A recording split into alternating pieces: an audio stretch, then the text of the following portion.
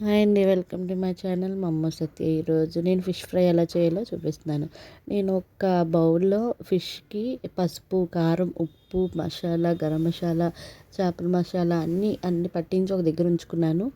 తర్వాత స్టవ్ పై ఇలాగ కడాయి పెట్టుకోవాలి. కడాయి పెట్టుకున్నాక కొంచెం ఆయిల్ వేసుకోవాలన్నమాట. వేసుకున్నాక మనం పట్టించుకున్నాం కదా కారం, ఉప్పు అవన్నీ పట్టిన చేపలకి చేపలు వాటిలో వేసేయాలి. నూనెలోని బాగా మరుగుతున్న నూనెలోని అన్ని ముక్కలు నేనైతే వేసేసాను. అన్ని ముక్కలు దానిలోని నేనైతే అన్నీ వేసేసాను. కొంతమంది అయితే ఒక త్రీ వేసి తర్వాత ఇంకో 2 కాలుస్తారు. నేనైతే అన్నీ వేసాను. దాంట్లో అన్నీ పట్టాయి కాబట్టి సారీ అండి, ఎక్కువ లాగ్ చేస్తున్నాను అనుకోవద్దు. ఇక్కడ మనం ఎక్కువ బాగా ఫ్రై చేస్తేనే బాగా అది లోపల వరకు కుక్ అవుతుంది అనమాట. లేకపోతే అది అవ్వదు. మినిమం 1/2 అవర్ ఉంచాలి మనం స్టవ్ పైన. 1/2 అవర్ ఉంచితేనే పక్కన ఉండాలి, లేకపోతే మాడిపోతే బాగోవు కదా. అలాగా వాటిని తిప్పుతూ పక్కకి ఒక చేప ఇదైతే ఒక చేప తిప్పుతూ ఉండాలి, లేకపోతే మాడిపోతే తినాలనిపించదు కదా టేస్ట్. నేను కూడా తిన్నాను, చాలా బాగున్నాయి. ఫ్రై అయ్యాక చిన్న ముక్క టేస్ట్ చేసి చాలా బాగున్నాయి.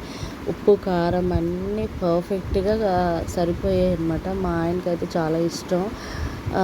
ఫిష్ పులుసు కూడా వీడియో నేను ఆల్రెడీ అప్లోడ్ చేశానండి, దాన్ని చూడండి.